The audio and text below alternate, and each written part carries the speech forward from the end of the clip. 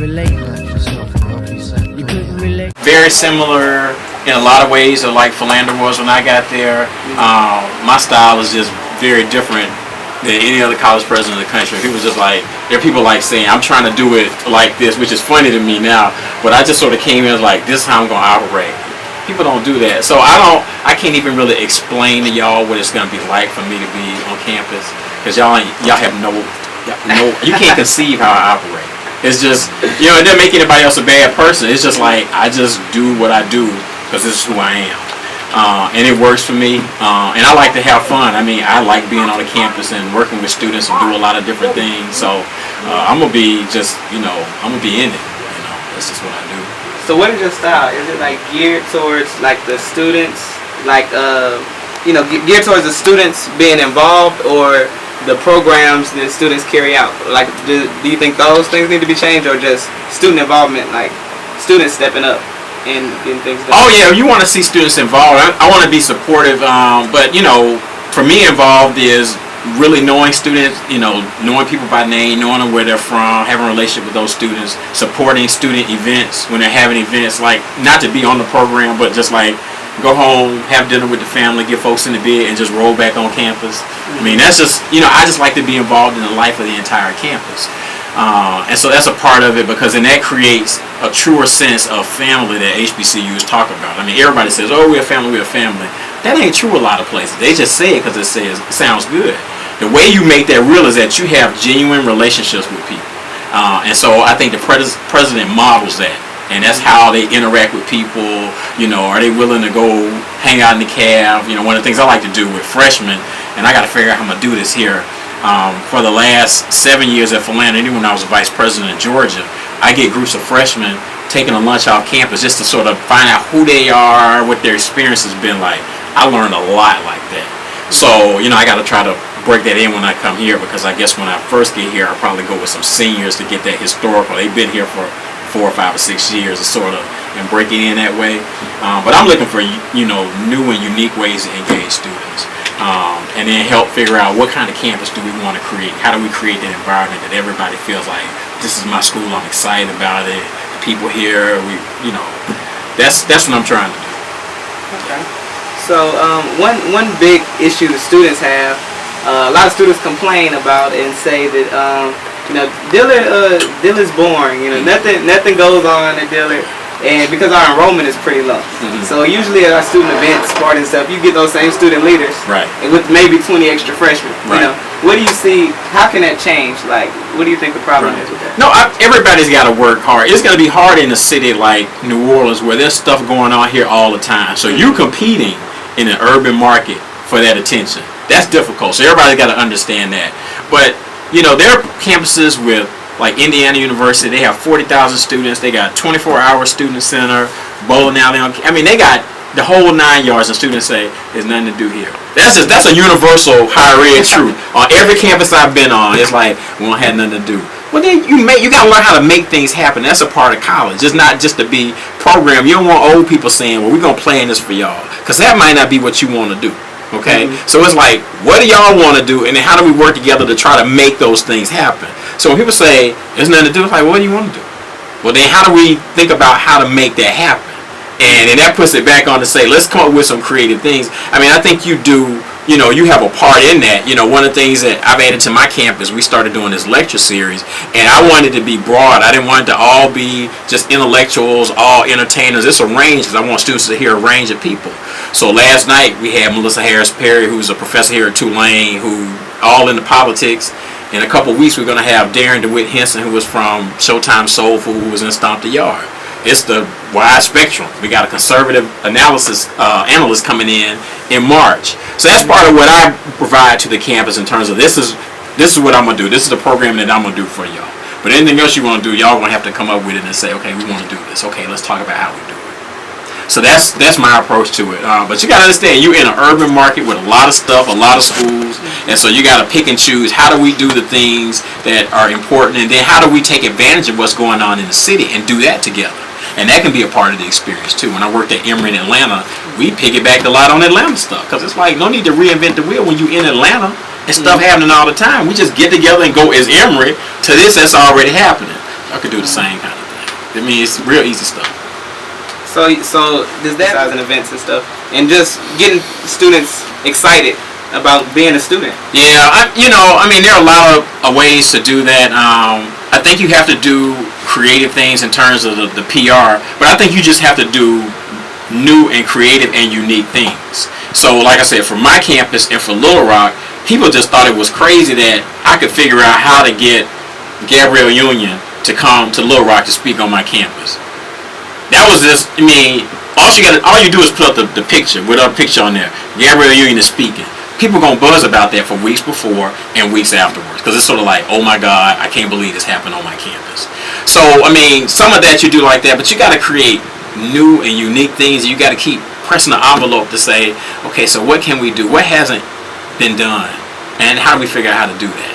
And that's sort of my approach to it. Because if you come up with something that's creative and unique, people are gonna come. And I think a lot of times people just want it prepackaged, and we can't operate like that. We gotta say what's creative and new and unique, and people want to come to that. Okay, so that's the way I look at it. I mean, yeah, you gotta have a PR piece, but you gotta do something that nobody's ever seen before. So you think the way to get the students to come, the way to do it is the names you get, like the way to build, like you said, Gabrielle Union. Right. It's not just the actor. It's everybody knows Gabrielle. Right. That can be a component of it. But then the other component is, what can a student group do that's never been done here?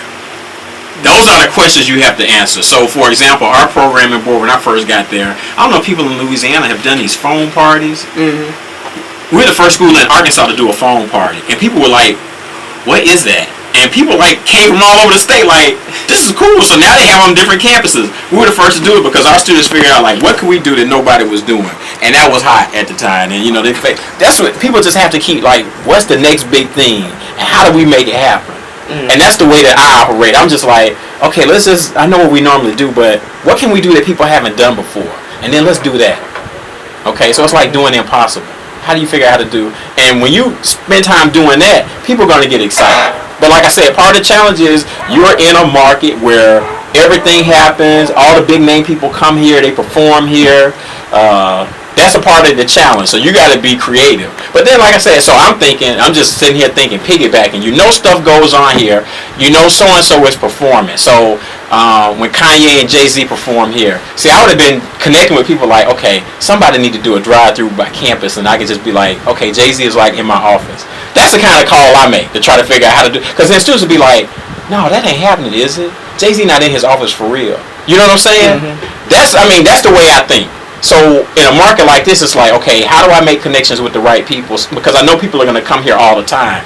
How do I get people to say, all right, let me work with their management to say, can they swing through the yard for a hot minute? Mm-hmm. You know what I'm saying? Yes, just little things like that are like morale boosters for people to just like, oh, wow, this is, you know what I'm saying? Mm-hmm. Those are in the fall. That's all I want to know. I'm asking questions. I'm learning, getting us together, having conversations and focus groups. We understand you're a member of the greatest fraternity in the land, right? And in the history of the world. But what is your involvement with Greek life on campus? Right. I play different roles, just depending on the circumstance. I try not to be overbearing because I have a chief student affairs officer, and it's tough sometimes for folks because it would be easy for me just to try to run everything, but that's not how I do. That's their job. They're supposed to do that. So I do the kinds of things they want me to do. All of our anti-hazing workshops, I do those. I mean, because I've done more expert witness work than anybody in the country, black or white. So I'm just qualified to do that. So that's something I do. One of the traditions on my campus now is that I'm a number 2. And so everybody who's a Deuce gets a sweater from me. We're actually going to have Deuce Club induction at chapel next Thursday. So you can check on my Facebook page and you'll see, because everybody had a line. So we got 8 new Deuces on campus. They all going to have a real nice sweater that I buy for them, because that's an old school historical in terms of what was called special people. If you my number, no matter what organization, I would give you a gift. You my special, you my special. So I show that just symbolically to say, yes, I am a member of this organization, but we're all linked in these organizations. So I try to do some fun things, as a part of it, and not have to deal with the day-to-day, because like I said, that's not my job. But I know it's something that I'm involved in and supportive in. So that's another way I can be supportive. That's a unique way. That, like I said, one of the Omega member who's a number 2 sent me, a text or email today saying, this, I can't believe this. My president's going to give me a sweater. Where other place can you say that's going to happen? Mm-hmm. nobody's ever even thought to do that. So those are the kinds of things I like to do. So that's what, those are some of the things I do. I like to do the fun stuff. So we know what you do for them. So what do you expect them on pretty soon? Okay. So we want to, you wasn't gonna get out of here without being asked this question. Okay. So where did hip hop prayers come from? Like. Oh, okay, that's a good question. It's actually I didn't create it. Okay, when I was introduced as president of Philander Smith, you give a little statement, and I said, I'm an unconventional choice. I was 37 at the time. The average age of college presidents then was 58. I said, so I can't be like everybody else. I got to be me. So I'm a college president from Generation X. That's mainstream America understands Generation X. We the group after the baby boomers. We not like the greatest generation that Tom Brokaw talked about. They said Generation X, we're the slackers. We don't have role models. We the latchkey kids. So Generation X was a negative thing for most people. But I'm Generation X. But I'm also part of something called the hip hop generation. And this is the generation that was there is black youth culture when hip hop was created. We grew up, the people who are the pioneers are in my age bracket. So I'm a part of the hip hop generation. So when I explain that, I said I'm Generation X, I'm the hip hop generation. So there's a weekly newspaper called the Arkansas Times that said hip hop prayers. So the media people at Philander were like, oh no, this is horrible, Dr. Kimbrough, they can't call you that, this is bad. I was like, True. no, you don't understand. This is good. Because this is, once again, this makes you, I was watching the film clip that's on YouTube where 50 students are asked what makes you unique on campus. And I heard some people say some things that aren't unique. I'm the only hip-hop president in the country. Nobody can take that. Okay? It's just like I'm the first. I set a standard. And so that's what I like about it. So it was a way to differentiate myself, to own up that I'm younger than the average president. I don't look like the average president. I don't operate like that. And so I just owned it. I didn't come up with it, but I owned it and made it work for me. And so it's a part of my personal brand. Like I said, it's still, some people just uncomfortable with it. Oh, hip-hop. And I'm just like, but you don't really understand hip-hop. If your understanding of hip-hop is simply mainstream, popular music, the groups and not the groups that I'm talking about when I was a college student, like Public Enemy, X-Clan, the Roots. If you're not talking about that, you're just talking about a portion of it. Hip-hop is diverse. So it's not just the stuff that you hear on Top 40 radio. I'm talking about conscious messages, particularly from Public Enemy, that I heard that were educational to me. That's hip-hop to me too. And so I'm a part of that conscious wing of hip-hop. You know what I'm saying? And there's nothing wrong with that. So it's a way to relate, and like I said, everything I do is a part of that. Use of social media, everything I do is just me owning up who I am, part of the hip hop culture. You couldn't relate.